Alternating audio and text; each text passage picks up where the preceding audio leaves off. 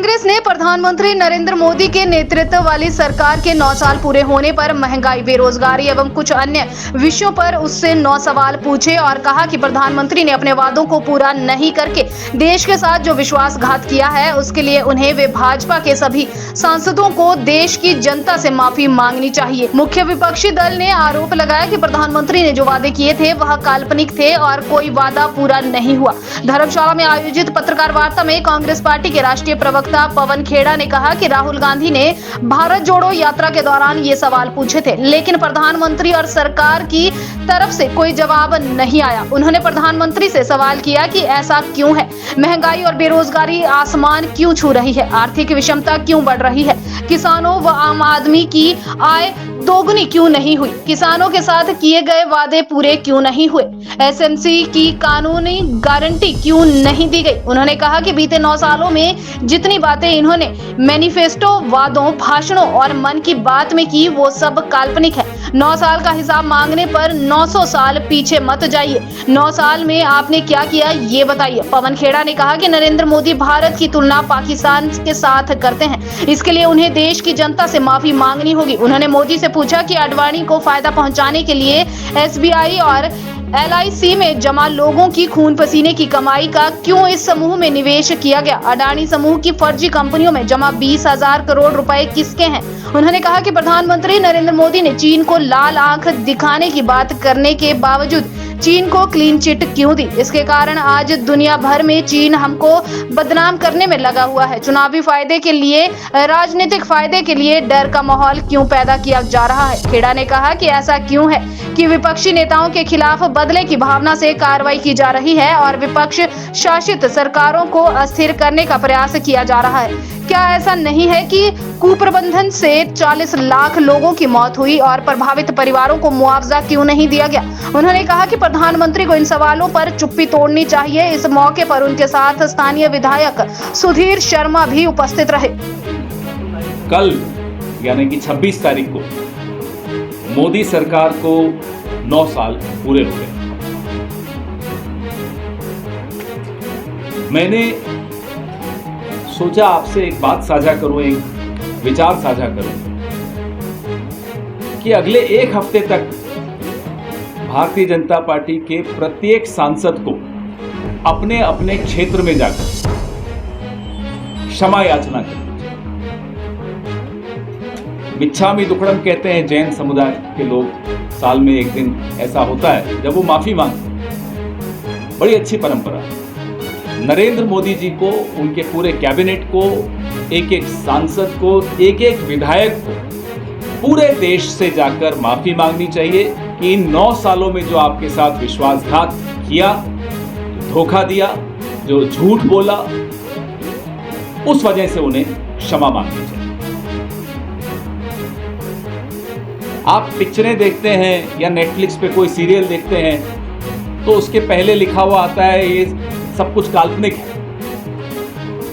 जितने आप मैनिफेस्टो उठाकर देखेंगे भारतीय जनता पार्टी के पिछले 9 सालों में, जितनी आपने मन की बात सुनी होगी नरेंद्र मोदी जी की, जितने जुमले उन्होंने आपके सामने परोसे होंगे, वो सब काल्पनिक साबित है। हकीकत से उनका दूर दूर तक कोई लेना नहीं। ये 9 साल कोई ऐसा वर्ग इस देश का नहीं जो इन 9 सालों के विश्वासघात का शिकार नहीं हुआ। वो नौजवान हो, वो महिलाएं हो, गृहिणियां हो, मध्यम वर्ग के लोग हो, उद्योगपति हो, छोटे उद्योगपति हो, लघु उद्योगपति हो, व्यापारी हो, हमारे दलित भाई बहन हो, आदिवासी हो, अल्पसंख्यक हो, कोई हो, ऐसा कोई सगा नहीं जिसको इन्होंने ठगा नहीं। और जब इनको 70 रुपए का पेट्रोल महंगा लगता था, आज 100 रुपए का पेट्रोल के लिए कहते हैं साहब पड़ोसी देश में इससे भी महंगा। ये देखो इनकी बहाना क्या होता। 407 रुपए का सिलेंडर इनको महंगा लगता था। सड़क पर स्मृति ईरानी जी आ जाती थी सिलेंडर लेकर। 1100 रुपए का सिलेंडर बेचते हुए कहते हैं कि पाकिस्तान में तो 2000 का है। हमारा यह स्तर है क्या कि अब हमारी तुलना आप पाकिस्तान से करेंगे,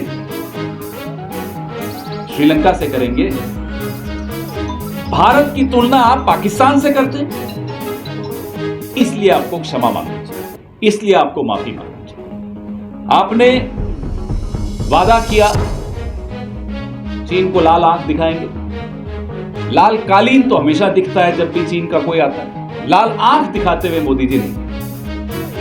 जो चीन को आज से 2 साल पहले क्लीन चिट दिया नरेंद्र मोदी जी ने, वो क्लीन चिट इस देश के लिए इतना भारी पड़ा कि आज चीन पलटकर पूरे विश्व में नरेंद्र मोदी जी का सर्टिफिकेट दिखाता है कि देखो भारत के प्रधानमंत्री ने हमें क्लीन चिट दे दी। आपकी क्या मजबूरी है कि आपको चीन को इस तरह से क्लीन चिट देना पड़ा? किस दबाव में है प्रधानमंत्री? 18 बार आप चीन जाते हो और आंख में आंख मिलाकर उनसे बात नहीं कर पाते, उनसे सवाल नहीं पूछ पाते। अर्थव्यवस्था हो, विदेश नीति हो, सीमा सुरक्षा हो, अपने दोस्तों को उपकृत करने की जो परंपरा इन्होंने डाली है पिछले 9 साल में, आपको मालूम है किसके अच्छे दिन आए? नारे तो हमने बड़े सुने थे, अब की बार फलाने की सरकार, और जब फलाने की सरकार आ गई तो फलाने के जितने यार थे वो हो गए फरार। नीरव मोदी हो, मेहुल चोकसी हो, विजय माल्या हो, एक और ललित मोदी पहले से ही फरार थे, इन्हीं की मदद से, इन्हीं की सरकार की मदद से फरार हुए। तो इन्हीं लोगों के अच्छे दिन आए। हमारे आपके किसानों की बात करते हैं, आय दुगनी करने की बात। या आज किसान कहता है कि नरेंद्र मोदी जी कृपा करो, दुगनी मत करो, जितनी उस वक्त थी बस उतनी वापस होने दो। अब वो भी नहीं मिलती जो 2014 से पहले मिलती। 60-65 रुपए डॉलर हुआ करता था नरेंद्र मोदी जी के आने से पहले, मनमोहन सिंह जी के वक्त। तब बड़े अपमानित तरीके से ये मनमोहन सिंह जी के लिए कहते थे कि सरकार की प्रतिष्ठा गिरती है ज्यों ज्यों रुपया गिरता है। आज डॉलर 81-82 तक जा चुका है, 82 से भी ऊपर है। जवाब दें, क्षमा मांगे। इसीलिए हम बार बार कहते हैं कि आप माफी मांगे। आप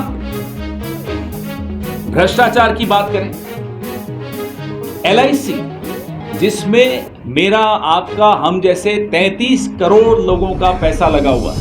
अपने भविष्य की हमें चिंता होती है, इसलिए हम LIC में निवेश करते हैं। वो पैसा कहां है? अपने दोस्त को दिया। SBI नरेंद्र मोदी जी का पैसा नहीं है, वो आपका पैसा है, मेरा पैसा। लोन किसको दिया? आप चले जाइए लोन लेने, मान जाऊंगा अगर आपको लोन मिल जाए। हम में से जो भी यहां बैठा है, हमें भी आसानी से लोन किसी को नहीं मिलेगा, ना हमें ना आपको। लेकिन इनके दोस्त की ऐसी इन पर कृपा है या इनकी उन पर कृपा है, हमें नहीं मालूम। कौन किसके लिए काम करता है अब ये भी नहीं मालूम। कभी लगता है कि मोदी जी उनके लिए काम करते हैं, कभी लगता है वो मोदी जी के लिए काम करते हैं। ऑस्ट्रेलिया अपने दोस्त को लेकर जाते हैं, साथ में SBI की चेयरमैन को भी बैठा कर ले जाते हैं। वहीं ऑस्ट्रेलिया में दोस्त को ठेका दिलवाते हैं, बैठे बैठे वहीं SBI से उसी दोस्त को लोन भी दिलवाते हैं। ऐसी कृपा। इसलिए कहते हैं माफी मांगिए, देश से माफी मांगिए। कोविड में क्या हुआ? 4-5 हजार लोग रोज मर रहे थे। ऐसा कोई दिन नहीं गया उस वक्त, और ऐसा कोई परिवार नहीं बचा इस देश में जिसको कोई ना कोई नुकसान नहीं हुआ हो कोविड के वक्त। जान का नुकसान हो, माल का नुकसान हो, दुकान व्यापार का नुकसान हो, नुकसान सबको हुआ। उसमें भी झूठ कि ऑक्सीजन की कमी से कोई मरा ही नहीं। 40 लाख लोग जिस देश में ऑक्सीजन की कमी से मर गए हों। गंगा मां का तट, वो नजारा कोई नहीं भूल सकता जिंदगी में। जब तक हम जिंदा है वो नजारा नहीं भूल सकते, कैसे लाशें पड़ी हुई। माफी इसलिए आपको मांगी। किस मुंह से आप दिन में 4-4 बार कपड़े बदलकर मुस्कुराते हुए आ जाते हैं वोट मांगने बार बार। तो ये जो 9 साल हैं, ये 9 साल एक काला अध्याय हैं इस देश के इतिहास में, क्योंकि आपने बातें बड़ी ऊंची ऊंची की और काम जो आपने किया वो सबके सामने है। आप में से कोई एक बता दो, कोई इस पूरे हॉल में जो बैठा हो जिसकी आय दुगनी हो गई 2014 की तुलना में। मैं जहां भी जाता हूं ये सवाल पूछता हूं, अभी तक कोई ऐसा व्यक्ति नहीं मिला जिसने हाथ ऊंचा करके कहा हाँ मेरी आय दुगनी हो, कहीं नहीं मिलता। तो सीबीआई, ईडी, आपको मालूम है जो गठबंधन की ये सरकारें चल रही हैं, सीबीआई और ईडी के साथ जो इनकी गठबंधन है, अपने राजनीतिक विरोधियों को कैसे डरा के रखना है, चुप करवाना है। इसके अलावा जिस सीबीआई को ये हमारे वक्त पिंजरे का तोता कहते थे, अब वो पिटारे का सांप हो चुका। मोदी जी बीन बजाते हैं, सांप निकलता है, डसता है, फिर से पिटारे में चला जाता है। ये इन्होंने संस्थाओं की हालत की। आज 27 मई है, देश के प्रथम प्रधानमंत्री पंडित जवाहरलाल नेहरू आज ही के दिन स्वर्गलोक सिधारे थे। जो नींव उन्होंने संविधान की रखी थी, उस नींव पर हमला नरेंद्र मोदी जी कर रहे हैं। हम लोग कांग्रेस पार्टी और 20 और दल पूरे देश के नए संसद के उद्घाटन पे नहीं जा रहे हैं। हमारी क्या शिकायत है? हमारी शिकायत है 2। नंबर 1, संसद की जो दिल की धड़कन होती है, संविधान, उस पर आपने हमला बोला है। संसद बिना आत्मा के एक बिल्डिंग खड़ी हो जाए, उस बिल्डिंग की इनॉग्रेशन में, उद्घाटन में हम क्यों जाएं? हमारी चिंता संसद की आत्मा पर है, बिल्डिंग पर नहीं। नंबर 2, जब संसद की नई बिल्डिंग की नींव डाली जा रही तब आपने राष्ट्रपति को नहीं आमंत्रित किया। अब जब संसद की नई बिल्डिंग का उद्घाटन हो रहा है तब भी आप राष्ट्रपति को नहीं आमंत्रित कर रहे। क्यों आप देश के संविधान की मर्यादा को गिराना चाहते हैं? फिर ये अपने पिट्ठुओं के जरिए हमको पूछवाते हैं कि आप तो राष्ट्रपति के खिलाफ चुनाव लड़े थे, अब आपको राष्ट्रपति याद आ रही है, तो हम उन्हें याद दिला दें। लोकतंत्र का अर्थ होता है चुनाव लड़ना एक दूसरे के खिलाफ। चुनाव लड़ा जाता है इसलिए कि हम अपनी बात रख सकें सार्वजनिक पटल पर, हम अपनी विचारधारा के बारे में चर्चा कर सकें सार्वजनिक तौर पर। हमें मालूम था कि वो चुनाव हम हारेंगे, लेकिन लड़ना ये हमारा संवैधानिक दायित्व था। और एक बार जब वो चुनाव जीत गई तो माननीय राष्ट्रपति जी हम सबकी राष्ट्रपति, उनका सम्मान करना, उस पद की मर्यादा रखना हमारी उतनी ही जिम्मेदारी है जितनी नरेंद्र मोदी जी की। और हम नरेंद्र मोदी जी को उनका राजधर्म याद दिला रहे हैं कि माननीय राष्ट्रपति जी का अपमान मत करें, माननीय उपराष्ट्रपति जी का भी अपमान मत करें, उन्हें भी नहीं बुलाया जाए। तो ये जो कद्दावर बनने का प्रयास करते हैं नरेंद्र मोदी जी, 2 तरीके होते हैं कद्दावर बनने के लिए। एक कि अपना कद बढ़ाएं, दूसरा बाकियों का कद कम कर दें। बाकियों का कद कम करने की जो कवायद इन्होंने 9 साल में की है, माफ कीजिएगा, उससे इनका अपना कद और घटता हुआ दिखता जा रहा है। जहां जाते हैं सिर्फ और सिर्फ प्रचार करते हैं, सरकार कैसे चलानी है, लोगों का भला कल्याण कैसे करना है, इसकी कोई चिंता नहीं।